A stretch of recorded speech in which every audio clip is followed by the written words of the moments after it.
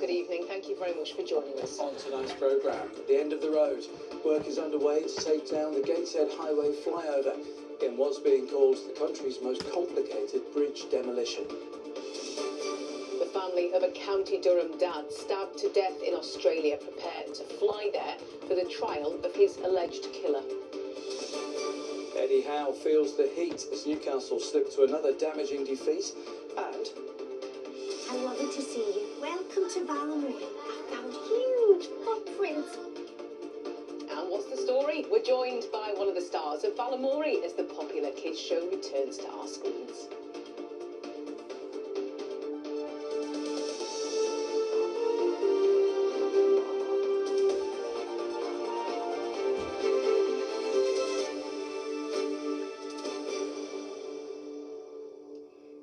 First tonight, long-awaited work is underway to bring down the main structure of the Gateshead flyover. The road, which dates back to the 1960s, has been closed since December in 2024 when safety concerns were identified. it was one of the main routes for drivers travelling to and from Newcastle and Gateshead.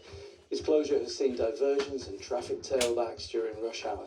The engineers in charge of the project say it is an extremely complicated process, as Johnny Blair reports. Bit by bit, the flyover is coming down. All 950 metres and 30,000 tonnes of it. We're going to take it down mechanically with large excavators fitted with hydraulic jaws, which will munch away at the concrete, pulverise the concrete, working a span at a time with machines either side, so we will always maintain balance on the structure. We have a series of heavy-duty props, so they are propping the spans in advance. Work has already started to bring down the old exit and entry ramps of the flyover, and once they've gone, it creates space for more specialised machinery to come in and start breaking down the bulk of the structure piece by piece. The Gateshead flyover closed to traffic in December 2024 and road diversions put in place. Demolition was announced in March 2025 and funding secured in October. Demolition was announced for January but delayed due to extra work required to prepare the surrounding site. Could drivers see further diversions, or even might those diversions be lifted?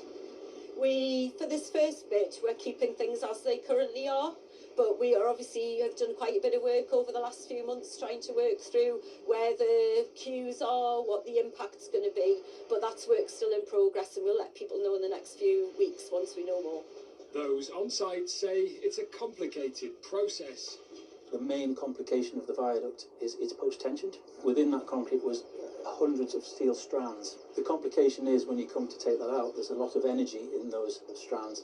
So if you can imagine, they would act like stretched elastic bands. Those bands, they daisy chain from span to span to span. So if you demolish one span, you have an adverse effect on the adjacent spans. You affect the strength and the integrity of the bridge. In the town, people gave their views. Yes, about time. It just looks a nice, so get it down, get something else put in there, get the traffic back to normal. I think it should have come down sooner. You know, with the diversions and everything, the traffic and everything. Demolition will take around 6 months, as a structure which has dominated the skyline for nearly 60 years begins to disappear. Huge project. Let's speak to our political correspondent Tom Sheldrick, because Tom, it is worth pointing out that there are elections to Gateshead Council and they're coming up next month. That's right, Amy. Labour have been in charge of Gateshead Council for more than 50 years. They've been criticised for the flyover getting into a condition where it was closed due to safety concerns and for delays before it's now started to be demolished. But the council's deputy leader says they've moved in a pretty speedy way to get the demolition work underway, and he's blamed previous governments here for not providing the funding for the flyover to be replaced. Let's hear from him and local representatives from other parties. Previous government, Conservative and Liberal Democrat, have starved Gateshead Council and lots of other councils of funding. And this has come to a head and we've had to allocate resources to it. But it has been a long-term aspiration of ours to remove this flyover. I feel that the leadership here in Gateshead have not been banging the drum hard enough, haven't been knocking on the door at central government. I feel like the blame being passed on to us is a little bit unfair, because after that we had succession of Tory governments which refused to give funding. It was basically a kick it down the road, forget about it till next year, hopefully we'll be okay situation.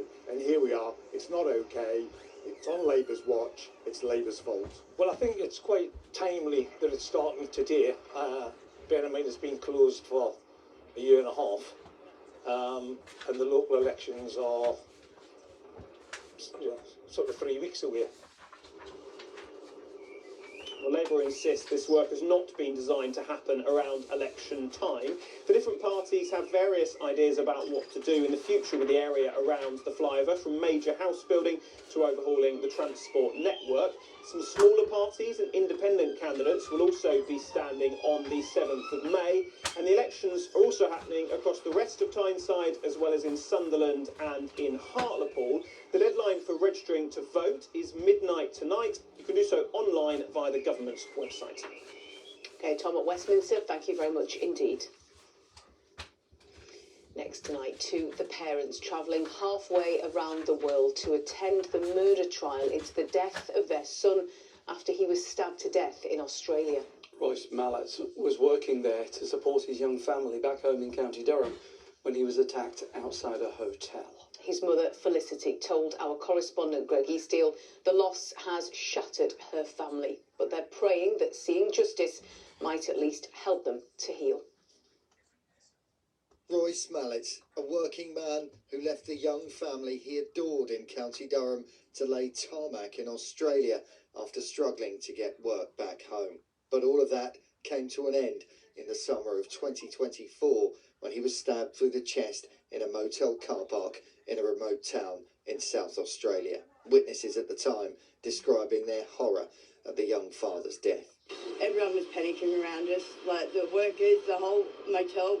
Everyone was trying to get to his aid. More than 18 months on, his mother Felicity has her bags packed and ready for a long journey now to see the man accused of killing her son stand trial. We know it's going to be very, very hard because we're going to see bits that we don't particularly want to see. You know, we're going to see the knife, his clothes, bits and pieces that were left in the car. It just has to be done. It's got to be sorted out. You know, she's 7 now, Rose. Roman's coming up for 4 in August. And he's missed all Romans, you know, talking, everything at school. It's just not fair. He should be here. He should be here. Royce's family have already had to endure raising £20,000 to get his body brought back home. They were able to give him a funeral here, but Felicity says that hasn't stopped the family's pain. And day to day, it must be hard to concentrate on anything. It is, yeah. You know, trying to have a normal day. You can't have a normal day because I walk through the village here, I walk through the town at Peterlee, and people know me. They know me already. I get a tap on the shoulder like that, as if to say, "Oh, you're the lady who lost her son the other year to murder in Australia." So, you know, it's there all the time. Maybe we can get some justice for him and try and get back to normal if we can. The long journey Royce's parents face now, the route they can only hope to some kind of closure. Greg joins us now. Greg, what more do we know about the legal action being taken over Royce's death? Yes, some information to add to that. The trial starts, we know, next Monday night, our time. That's Tuesday morning, obviously, on Australia. It will take place at the court in Albury. That's in New South Wales in Australia. Think sort of southeastern Australia over towards Sydney, though still some distance away. It's expected to last around 3 weeks. Royce's parents committed to attending every day. You can imagine that'll be not an easy thing for them to do. On trial, David Summers-Smith, he's a 30-year-old who has entered a plea of not guilty to a charge of murder. The family have been told to expect a result in the case in around 5 weeks. Now, Felicity told me that if the man on trial is found guilty, she'd like to see him receive the death penalty. I should stress that is not an option in Australia. Felicity knows that. The starting point then for their ordeal in courts, as Felicity points out, is to look the man on trial in the eye and see what the jury makes of the evidence against him. It's going to be a harrowing time for them. Greg, thank you very much indeed. The parents of a 17-year-old who died while working on a new housing estate in County Durham say he was the most genuine lad you could ever wish to meet. Shay Bladen was seriously injured when he was struck by a concrete pipe at the site at Snipeley on Thursday. He was taken to the RVI in Newcastle for treatment but died there on Friday night. The police and the Health and Safety Executive are jointly working on an investigation into what happened. The ITV Evening News continues at 6:30 as the scandal involving former Hartlepool MP Peter Mandelson rumbles on. Coming up in the programme, the Prime Minister fights for his survival as he updates the Commons over the Peter Mandelson vetting scandal. The decline of public toilets across England that's leaving many with nowhere to go. And the zoologist and author Desmond Morris has died at the age of 98. Well, do join me for those stories and more at 6:30. But next tonight to the men and women in Northumberland's mountain rescue team, helping people in their hour of need right across the region. The organisation turns 60 this year. Run solely by volunteers, it started as a group of National Park wardens and it evolved into a fully formed rescue team. Their aim is simple, to ensure that people enjoy the great outdoors safely. Madeleine Leatherby went along to meet some of the team. From helping in the Lockerbie air disaster to rescuing stranded drivers during the Beast from the East, this team of dedicated volunteers are on call 24/7. They're the memorable ones, absolutely, and the whole thing becomes quite engrossing. You get involved in the incident itself, so you're completely focused on what you're doing on the day, and it's perhaps only later that you think about some of the risks that people were taking and the dangers that the team were in. Just a few miles from Rothbury in the Simonside Hills, we had access to the team on a training exercise. Curlew Echo, Curlew Echo, Curlew 1, over. Curlew 1, Curlew Echo, go ahead, over. About an hour ago, called 999. Sounds like she's slipped and fallen, got a lower leg injury.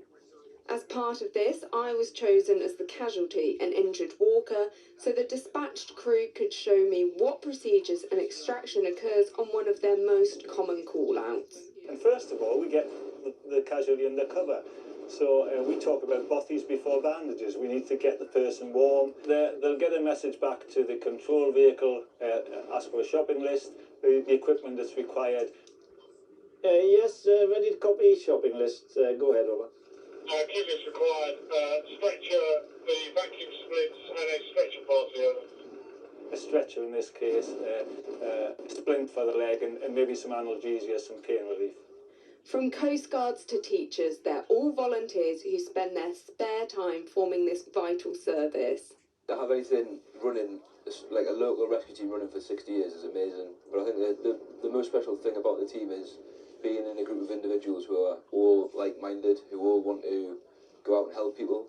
What are some of the biggest changes you've noticed? The standard of medical care has gone up because we've had to adapt to that. The standard of equipment's gone up. We've developed the water team, so we're going out and doing not just mountain jobs, but we're going to flooding events. The training and the skills have become a lot more widespread. A fourth emergency service, however the organisation changes, what's certain is the team in red will always be just over the horizon if needed. Madeleine Leatherby, ITV News, near Rothbury. Yeah, fantastic work by those incredible volunteers. And Simon joins us in the studio with the details from an eventful weekend of sport.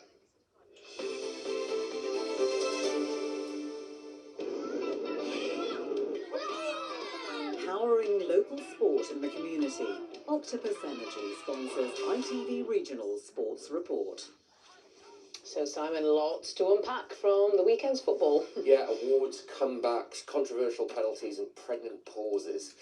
Sunderland were on the wrong end of a 7-goal thriller. There was a very telling 7-second pause at St James's Park, and the Championship Player of the Year plays for Middlesbrough.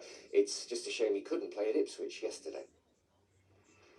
Congratulations to Hayden Hackney. The Borough midfielder was last night named Championship Player of the Year at the EFL Awards in London. Sadly, he wasn't fit to play in Middlesbrough's promotion six-pointer at Ipswich earlier. Maybe Hayden would have made the difference on a day when Borough played really well but didn't quite manage the result they desperately needed. Twice they led at Pullman Road, but twice the home side equalised.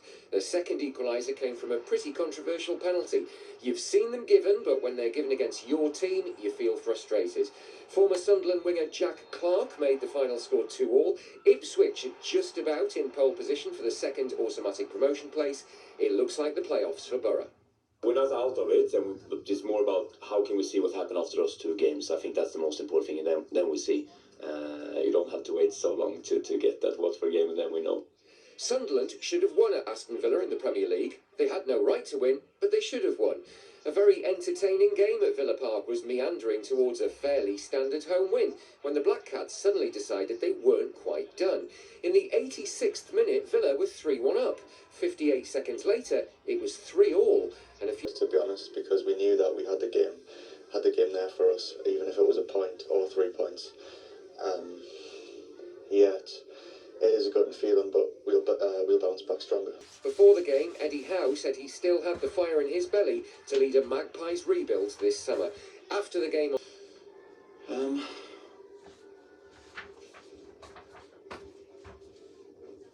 Yeah, I mean, I'm hesitating because I'm speaking on behalf of other people, and that's very difficult to do. I believe they do, and as I say, from what I see in the training ground, I don't see any sense of poor attitude or poor commitment to their work.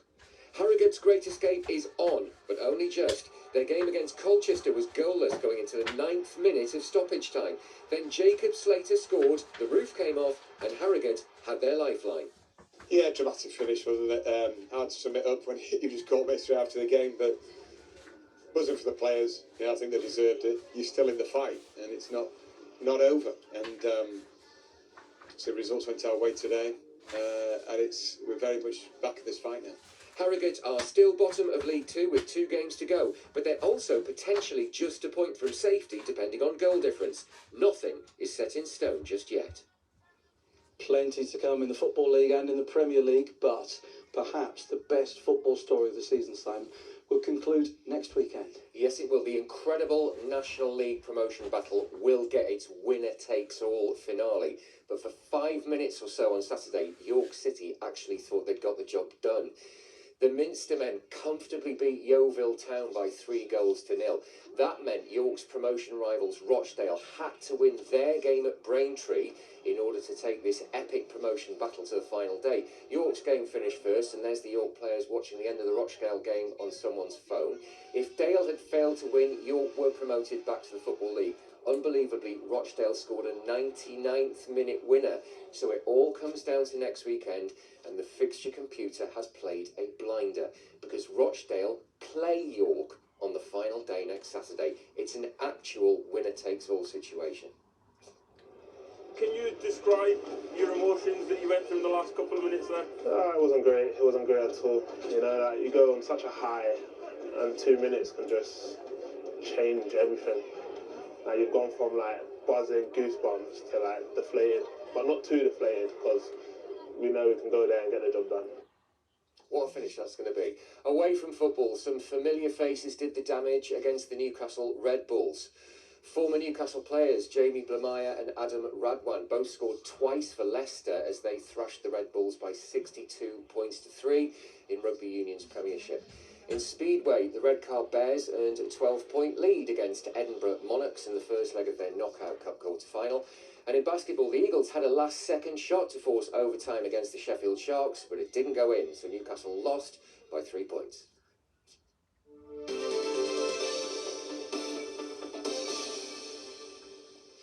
Oh, thank you very much indeed, Simon. now, next tonight. What's the story in Balamory? Well, we're about to find out. Yes, there is a new series of the children's show being shown from today after more than 20 years off our screens. It follows life on a fictional island off the coast of Scotland. Yes, and North East actor Kim Sakezi, who plays Penny Pocket, came into the studio to have a chat with me a little earlier. I started by asking her what that moment was like when she got the call to return to the series. I really didn't know if it was going to happen. I think the last time I came to see you, when the news had just broke, it was coming back. Yes. And I had no idea. You weren't sure if you were keeping that secret or whether you didn't really know, but you didn't know, so... I really didn't amazing know. Surprise. Yeah. It's wonderful to see you back in the series. It's so loved and there's so much nostalgia around it, but it's here for a new generation, a new audience of children now as well, and that must feel pretty special. Really special. How often do you get to work on a show that crosses so many generations, and now we've got this new generation, see what they think. I can't wait to see what the response is, especially off my granddaughter. She's a year and a half. Oh, so you've got a new viewer. I do, that's one of the new viewers. Spotting Grandma. I'm sure she'll be extremely impressed. It's so colourful, it's so much fun, and a lot of children's TV is animation, but actually this is real people. Do you think that makes a big difference, Kim? I think that's been part of the reason that Balamory's been around for so long. I think it's that live human connection. I mean, we've got some great animations about for children, they're fantastic, but not so many shows with that kind of real humans for the children to interact with. And the children themselves on the show are amazing too, and it's great for them to be able to see that as well. Absolutely. I'm wishing you every success. I know the new series kind of goes live today and it's available for people to watch. Kim, I know you feel really passionately about increasing representation on screen, showing everybody from every walk of life, and Penny Pocket, your character, she does that, but it's a new audience now that get to see that, and hopefully, we have more representation in the future and things change. Yeah, absolutely. I think it's so important, inclusion on screen. It's so important for children to see people on screen that they can identify with, that look like them. So, if Penny is there to support the disabled audience, that's great. Very, very important. And does Penny get up to much in this new series then, Kim? Can you give too much away? Or? Oh, well, she's very busy, I can tell you that. In real life. Yeah. The business has expanded, and, she's learned so much from Susie Sweet and carrying on her legacy. But, she's up to lots of adventures with them and mischief with the rest of the cast. Brilliant. And there's 2 series that you've made, so new one going on today, and then one later in the year as well, so double Penny Pocket. Yeah, double Penny Pocket, double Balamory, lots to look forward to. Yeah, I really, really hope everybody enjoys it. It's been made with a lot of love, we really hope people enjoy it. From the clips that I've seen, that really comes across, and obviously we are completely behind you, Kim, as someone from the North East representing us in Balamory. Congratulations on the new series and good luck with everything for the future. Thank you so much. A lot of affection for that programme and for the characters. Now, what's the story with the weather? Wouldn't we like to know? Here's Ross. Today's forecast: blue skies, followed by a spread of hot and cold flakes. TUI sponsors ITV Tyne's weather. Hello again. Now, the clouds have been coming and going today. A little bit of patchy rain. That tending to ease through this evening. We get clearer skies for a time, but then further cloud is rolling its way in from the east coast. And again, a bit of patchy rain taking us into the early hours. It does clear through, though. Sunny spells developing, cool breezes coming in from the east, but it is going to stay settled as we head through at least the next few days. At the moment, just this frontier working its way from east to west, thickening the cloud, bringing that risk of patchy rain. It disappears, though, as high pressure builds from the north. So that's better news for us. It's calming things down. Lighter winds, plenty of sunshine. The low pressure trying to work its way up from the south, being kept at bay. The slight fly in the ointment for us, though, is those winds coming in from the North Sea, adding a chillier feel at times. For now, though, as we head through the next few hours, today's cloud and patchy rain has cleared through. There's the secondary area there. The cloud is patchy, the rain's mostly light. Still lingering, though, into tomorrow morning. So actually, where we do hold on to the cloud, temperatures holding up around 5 or 6 degrees lower, where we see those clearer skies. First thing tomorrow, quite a bit of cloud, a little bit of patchy rain. That disappears through the late morning into the afternoon. There is a lot of sunshine to go around for many unbroken blue skies. The breezes, as I say, coming from that easterly direction, so towards some coastal areas struggling to reach double figures, but still a pleasant day. It's just inland we're seeing those top temperatures around 13, maybe 14 degrees. Later Tuesday and into Wednesday, saw the winds coming in sheltered spots overnight underneath clear skies. We could see a little bit of frost developing. Into Wednesday morning, those cloud amounts will vary again, but they're burning their way back towards the North Sea. So plenty of sunny spells take us through the next few days. Temperatures in the double figures. 2 week sponsors, ITV Tyne's weather. Thank you, Ross. In just a moment then, the national and international news, and we will see you again tomorrow. Take care. Bye-bye. Bye-bye.